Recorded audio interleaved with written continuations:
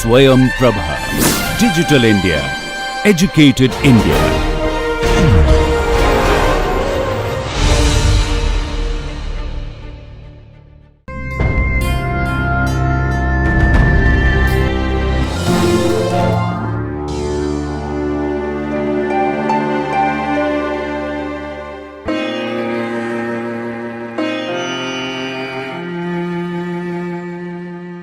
Good afternoon, dear students. Today in this chapter, in this module, in this video, we will be discussing the provisions regarding GAR. That is basically, what is GAR? That it is a General Anti-Avoidance Rules. So the abbreviation is most popularly known as GAR. So dear students, first of all, before moving directly to GAR, that is General Anti-Avoidance Rule, as I have just told you, we should know regarding the main concepts as far as corporate tax planning is concerned, as far as you may say tax management is concerned. Three parts are there.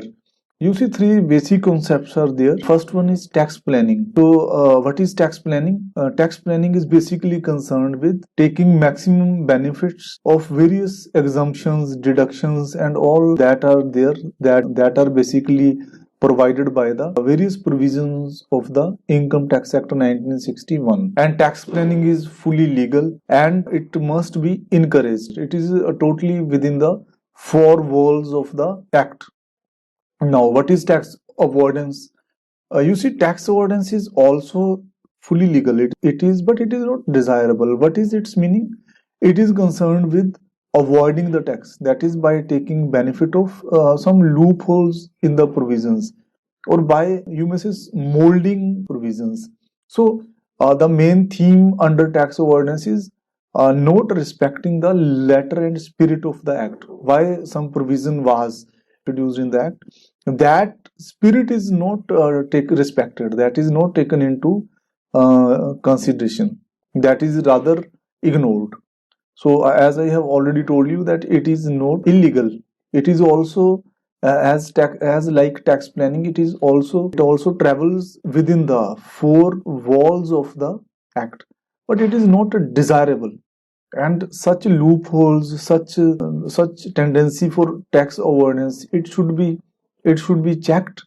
It should be, such loopholes should be identified, and government must try to check tax avoidance, as it is basically, it acts as an, you may say, it acts as a leakage, and that revenue that would have been used for various developmental activities and various other socially, for the upliftment of society and various other status.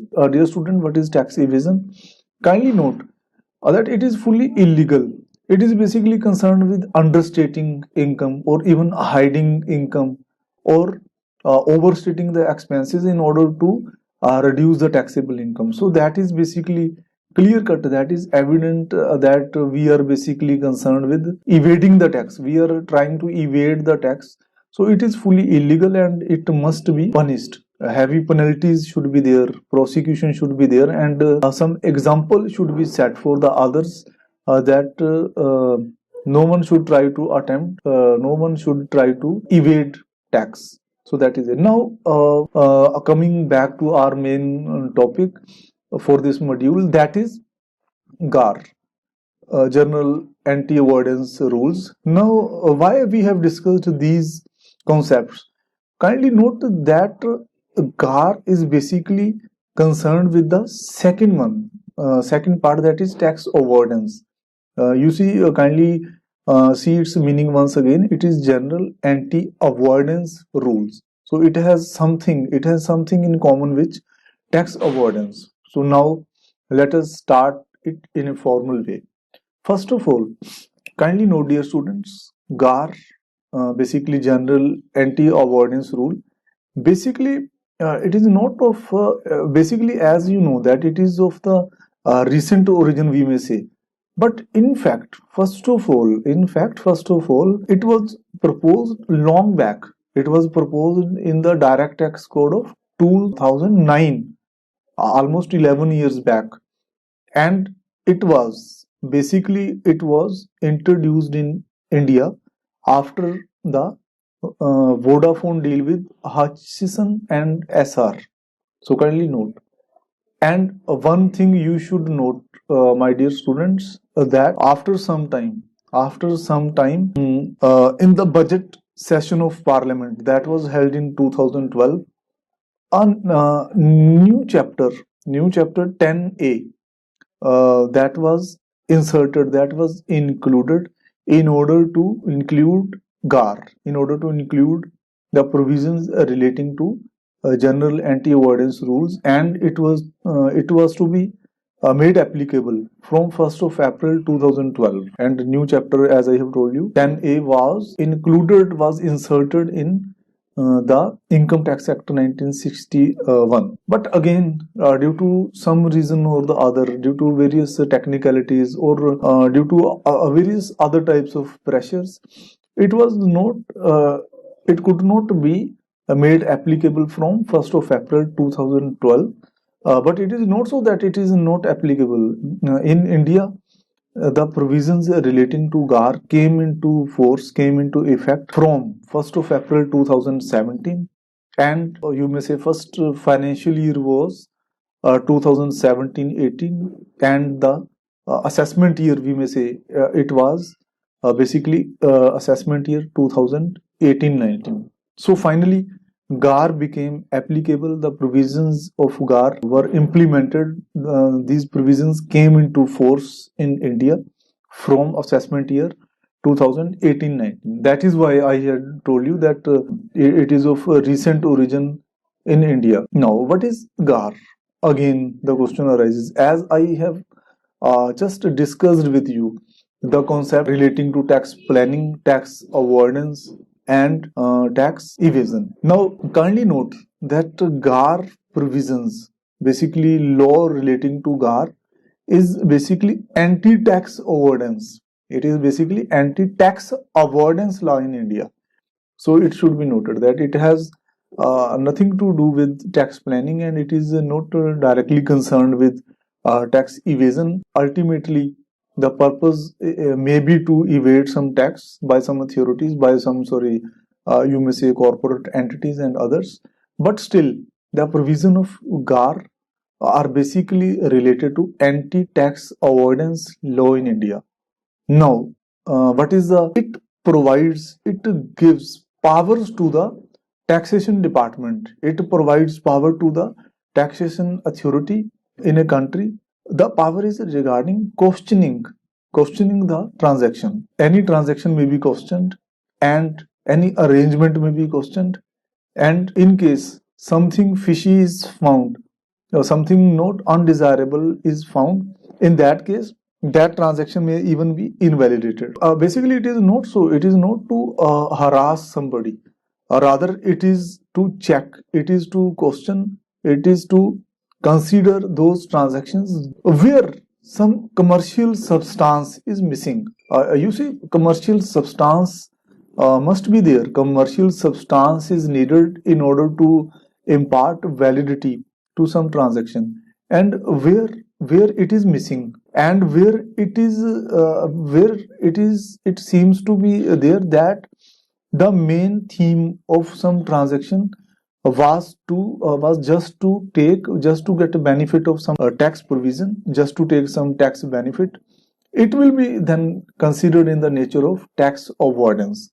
So in that case, such arrangement, such transaction will simply be invalidated. And it is not so. It is not so that it will be rejected outrightly. In fact, the taxpayer, the affected party, you may say, aggrieved party, you may say, that party, the taxpayer, may be asked to justify. Some questioning may be there, cross questioning may be there, and the taxpayer may be asked to justify the commercial legitimacy of the transaction. It should be kept in mind. And further, GAR provisions are very wide in nature. These provisions are having far broader application. The scope is very wide. Then, what is the status of GAR in other countries? As I have just told you that in India, the provisions relating to GAR are not very old. These have been implemented, these have come into force in India very recently, we may say. But it is not so as far as other countries are concerned. Kindly note, dear students, in Australia, the provisions relating to GAR were introduced long back in 1981. Almost, we may say, almost 40 years back, almost 40 years back, long back. These were introduced in Australia, and similarly in various other countries like Canada, like New Zealand, like Germany, France, South Africa. In these countries also, GAR provisions have been implemented and GAR provisions are already there. Now the question arises, every time some provision is made, then that is introduced, as we know, that as we say in common language, in common parlance, that necessity is the mother of invention. Similarly, GAR provisions have been implemented, then there might be something, there might be some cases, then something comes into our mind, that why so? Why GAR provisions? Then, as far as need is concerned, dear students, kindly note that, as I have already mentioned, and I am sure that by this time you are already aware that GAR provisions have been introduced in order to deal with tax avoidance matters. You see, very sophisticated, very, you may say, unbelievable forms of tax avoidance are being adopted. Very colored devices, you may say, very new and new mechanisms are being utilized, are being adopted by the taxpayers, and that is basically resulting in, you may say, erosion of tax revenue, which is the main source of revenue, we all know, for the various developmental activities, for the development of infrastructure, and for various other government activities. Main source of revenue for a developing country like India, that is tax only. And when leakage is there, it's not in the interest of the revenue. So that is why GAR aims at checking the tax avoidance part. So that is, by curbing the tax avoidance, we may stop the leakage of revenue, and that revenue more revenue may be collected, and that may be used for various developmental activities. Now, what are the features of GAR? And kindly note that it became effective. I have already mentioned earlier also that from 1st of April 2017, that is, in other words, we may say that from financial year 2017-18, it became applicable, it came into force, and the relevant assessment year is 2018-19, obviously. So, in case various other countries, India is having DTAA. What is DTAA? I think you are aware, Double Taxation Avoidance Agreement, where in case some DTAA is there, that is, some treaty is there, some agreement is there with other country, and where some relief is also available to the taxpayer, to the assessee, under the provisions of Double Taxation Avoidance Agreement. Will the provisions of GAR be applicable in that case? Will the taxpayer will still be continued to be monitored by the provisions of GAR? The answer to this basic question is, my dear students, yes. That even in that case, even in such cases, the provisions of GAR will be applicable, and even in such cases, the assessee, the taxpayer, will be monitored by the provisions of GAR. So it should be noted. Then another thing may come into your mind, that whether GAR provisions will be attracted automatically unless the taxpayer is able to prove otherwise. Very true, very true. GAR provisions will be attracted. GAR provisions are attracted automatically, and it is the duty of the taxpayer. In case he or she thinks that it is not so, the provisions relating to GAR should not be applicable in his or her case, then it is his or her duty. It will be, the responsibility lies on the taxpayer that no tax avoidance is there, or the provisions of GAR are not applicable. It is his or her duty. But otherwise, provisions relating to GAR will automatically be applicable to that assessee. Provisions of GAR will not apply to the arrangements where two things are there. Kindly note that in case some arrangement is there and where the tax benefit arises before 1st of April 17. As I have already now why this particular date? Because the provisions of GAR became applicable, came into force from this date only. So in that case, it will not be applicable. And secondly, in case in the relevant year, when due to some arrangement, the tax benefit in the relevant assessment year doesn't exceed rupees 3 crore. 3 crore is the ceiling limit. In that case also, the GAR provisions will not be applicable. So it must be kept in mind. Now, one critical test is there.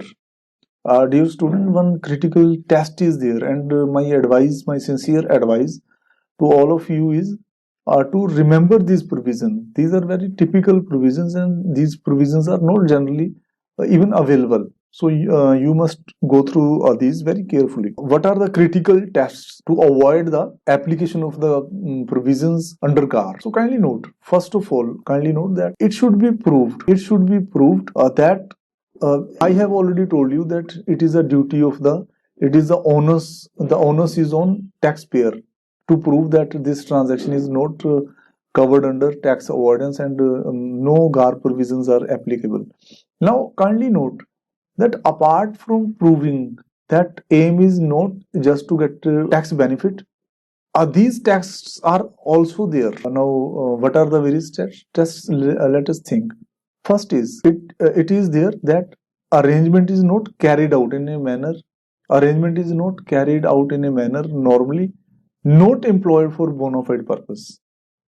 So that is not usually used for the bona fide purpose. So something fishy should not be there. In case something is fishy, in that case something is suspicious, in that case I will be telling you regarding that. Second is it is not an arm's length transaction. It is not an arm's length transaction. It is not so. And then it results in direct or indirect. It results in direct or indirect misuse or abuse of the provisions of the code. In that case, it will also be there. And finally, as I have already told you, that in case it lacks commercial substance, in that case, again, it will be that. Kindly note that in case if any of the conditions mentioned above, if any of the conditions mentioned above is satisfied, then the CIT would assume the authority. Then CIT would be able to, you may say, apply for GAR provisions. So it should be noted, and it is final. So out of these four conditions, kindly keep it in mind. Now, again, very interesting provisions of GAR are there. Sometimes it is regarding applicability of GAR.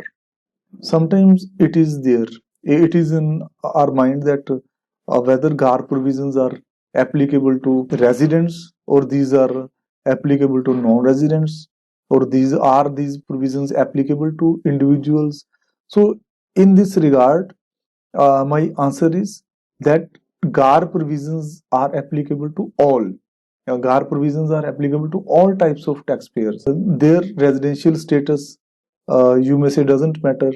Their legal status doesn't matter. He may be resident, he may be non-resident. The entity may be a corporate entity. It may be a non-corporate entity. Provisions of GAR are applicable to each and every one, you may say. Now, second point may be, dear students, these are applicable to all transactions.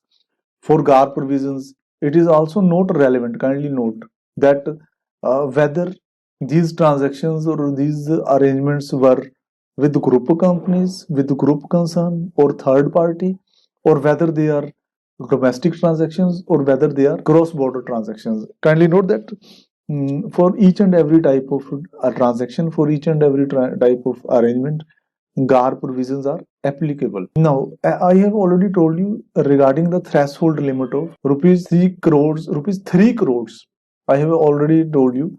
Then kindly note that in order to calculate, while calculating this threshold limit of rupees 3 crores, it should be noted that the tax benefit that has been enjoyed in Indian jurisdiction that has been enjoyed in Indian jurisdiction, Indian boundaries, due to the arrangement or part of the arrangement is to be considered. So it is the main provision. And again, one more thing is there, that this benefit, as I have already told you, that within the jurisdiction boundaries of India, and such a benefit is assessment year specific.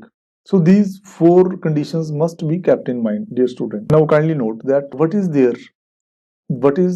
is mentioned in the rule 10U of the income tax rules relating to GAR. That rules basically deals with exclusions from GAR. Now a few of them we have already discussed.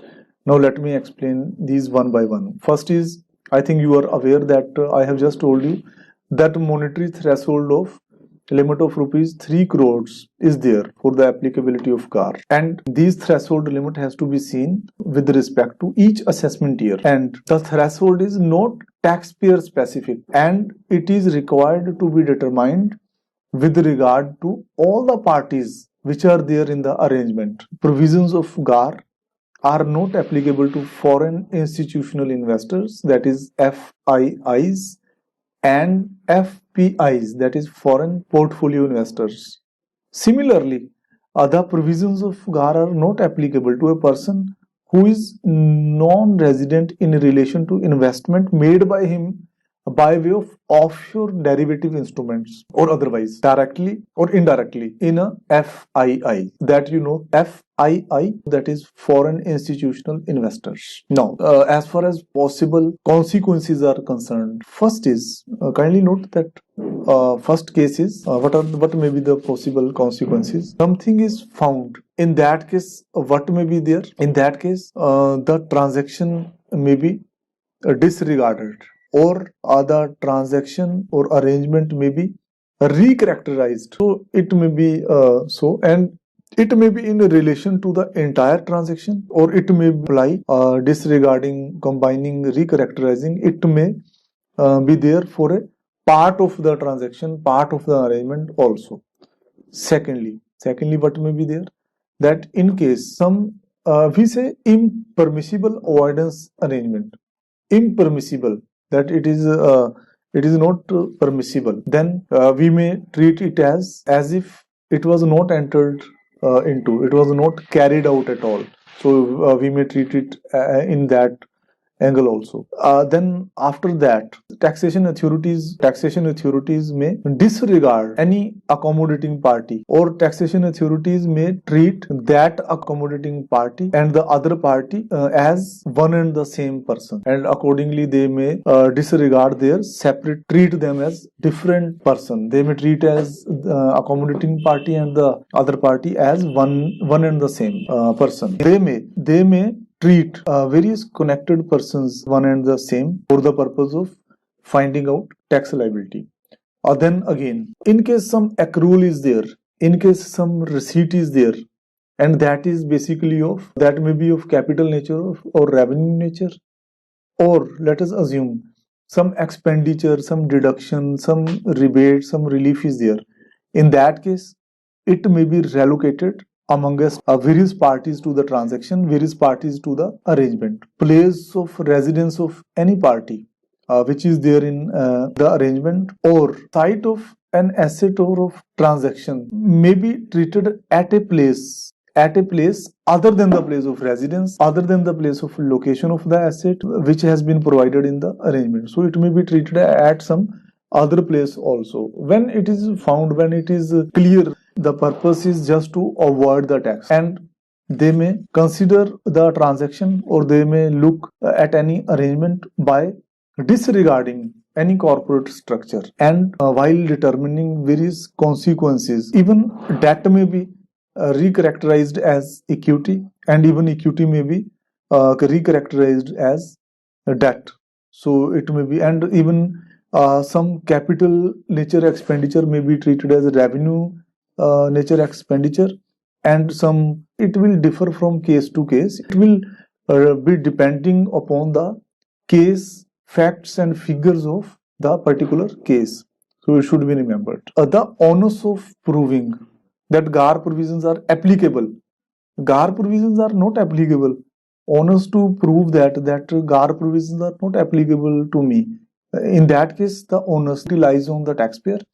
And when we say that GAR provisions are being invoked, in that case, the responsibility onus to prove lies on the taxation authorities. And taxation authorities should show first there is an arrangement. Secondly, the arrangement leads to a tax benefit. Arrangement is there and it is leading to tax benefit. And the purpose of such arrangement is nothing but to obtain that tax benefit that is being received. And the arrangement has one or more of the tainted elements. So these points must be there, and it is the responsibility of the taxpayer, tax authorities to prove that. So once again, I am summarizing in one line. Transaction is there and it is leading to some tax benefit, and the purpose of this arrangement is nothing but just to get tax benefit, and it is also having one or more of the tainted elements. Again, note that our purpose, as I have already told you in the earlier slides, that tax avoidance is not desirable. It should be curbed, it should be checked, provisions should be amended, and it should be discouraged. Now, what are the penal provisions and what is the applicability of the penal provisions? Let us study that. You see, in case under-reporting is there, so in that case, penalty of under-reporting applies automatically. Penalty for under-reporting applies automatically, but penalty for misreporting can't be automatic. It is not automatic, as a misreporting will only be there when some misrepresentation or suppression of fact is there and failure is there to record investments or any receipts in the books of account. Now, where is procedural aspect? So first of all, the process of declaring an arrangement, that some arrangement is in the nature of IAA, permissible avoidance agreement, that originates from the assessing officer. And what will be the further course of action? The assessing officer may make a reference to his seniors, that is Commissioner of Income Tax or Principal Commissioner of Income Tax, about some possibility of the potential of